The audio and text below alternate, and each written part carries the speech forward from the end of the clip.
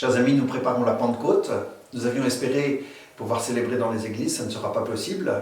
Le Premier ministre a annoncé que les messes du dimanche ne recommenceront qu'à partir du 2 juin. Alors aujourd'hui, j'ai apporté des pierres, des cailloux. Sur chacune est écrit un nom, parce que chacun de nous porte un nom. Certains sont à l'aise avec leur prénom, ils l'aiment, et puis d'autres ne sont pas à l'aise avec leur prénom. En tout cas, je voudrais vous dire, sur ces pierres sont écrits le nom des catéchumènes. 48 adultes demandent le baptême, n'ont pas pu être baptisés la nuit de Pâques. 24 jeunes n'ont pas pu être baptisés la nuit de Pâques. Aujourd'hui, nous allons prier pour eux. Leur nom est écrit sur ces pierres. C'est quoi la signification de la pierre et du caillou? Dans l'Apocalypse, Jésus affirme « Au vainqueur, je donnerai de la manne cachée. Je lui donnerai aussi un caillou blanc portant gravé un nouveau nom que nul ne connaît hormis celui qui le reçoit. » C'est l'intimité avec le Seigneur. Et puis Jésus affirme à propos du nom « Réjouissez-vous parce que vos noms sont écrits dans les cieux. » Que c'est beau de savoir que ton nom est écrit dans les cieux, c'est-à-dire dans le cœur de Dieu. Tu as une place dans le cœur de Dieu. Ne crains pas.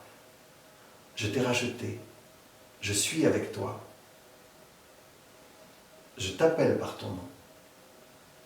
Alors maintenant, je vais nommer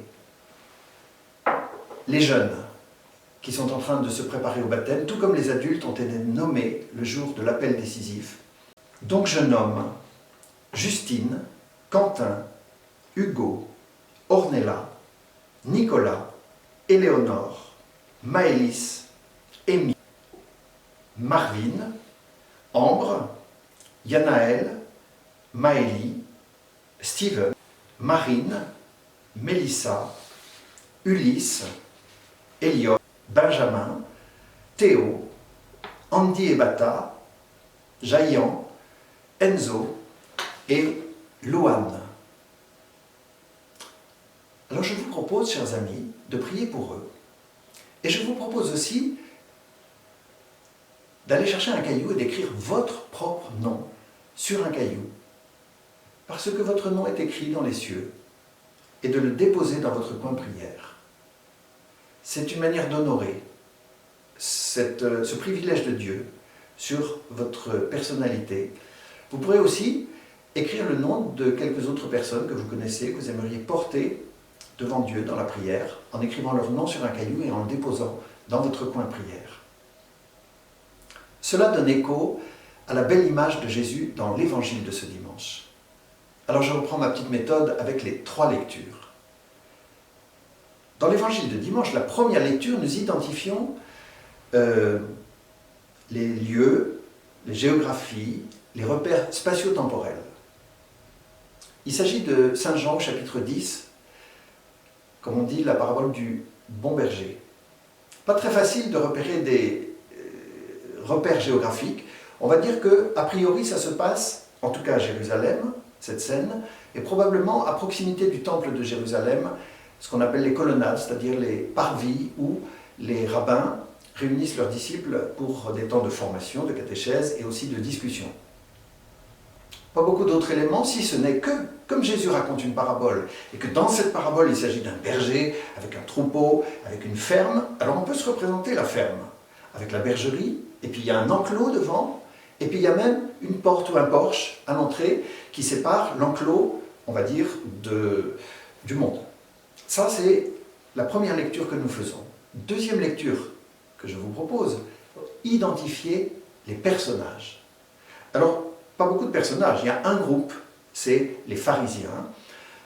En fait, ils sont en discussion avec Jésus. Il y a eu au chapitre précédent la guérison d'un aveugle, mais ça s'est fait le jour du sabbat, donc ça ne leur convient pas, ça ne correspond pas à la loi. Et ils sont en discussion avec Jésus. Donc, un groupe, c'est les pharisiens, et puis un personnage, Jésus.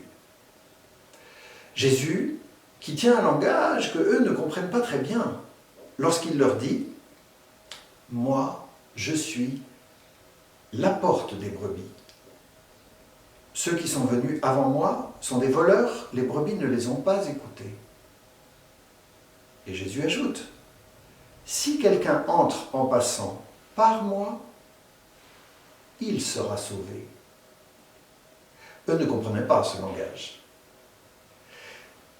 Troisième lecture, quel est le message que je retiens de cet évangile? Quel est celui qui me parle? Alors je vous laisserai chercher votre message, je vous donne celui que je vous propose. Nous retrouvons l'importance de notre nom. C'est le nom écrit sur la pierre, c'est le nom écrit dans les cieux, lorsque Jésus affirme les brebis du berger. Il les appelle, chacune par son nom, et il les fait sortir. Ces brebis le suivent parce qu'elles reconnaissent sa voix. Voilà, nous sommes appelés à être ces brebis qui reconnaissent la voix du berger. Jésus se fait berger pour nous entraîner, pour nous guider, pour nous conduire. Alors le pape François, ce dimanche, va porter une grande intention de prière, et toute l'Église avec lui, la prière pour les vocations consacrées. Vocation de prêtre, vocation de moine, de religieuse. Nous allons prier Dieu d'envoyer des ouvriers pour sa moisson. Frères et sœurs, prenez part à cette grande prière, cette grande intention de l'Église pour les vocations. Faites-le de deux manières. La première manière, c'est par la prière. Offrir un temps de prière pour les vocations. Et puis trouver les mots pour invoquer Dieu, d'envoyer des ouvriers dans sa moisson. Nous savons bien que nous avons besoin de prêtres, de moines, de religieuses, de missionnaires. Nous avons la grâce dans le diocèse de Soissons d'un séminariste au séminaire de Paris, et je vous invite à prier pour quelques jeunes hommes qui cheminent. Peut-être 2 pourront entrer en propédeutique prochainement. Et puis je vous confie les jeunes femmes qui cheminent avec la communauté Palabra Viva en espérant pouvoir démarrer une année d'école d'évangélisation. Voilà, au cœur de l'année de la jeunesse, prions pour nos jeunes, les jeunes apôtres que le Seigneur est en train de façonner. La deuxième manière de prier pour les vocations, c'est de contribuer financièrement. Et je vous appelle, puisque c'est le dimanche collecte pour les vocations et les séminaires, voilà, je vous invite à être généreux. Vous verrez dans quelques instants s'afficher la modalité pour participer financièrement. Merci de votre générosité. Voilà, je vous souhaite un bon dimanche du Bon Pasteur, et puis belle semaine, et nous nous retrouvons la semaine prochaine. À bientôt.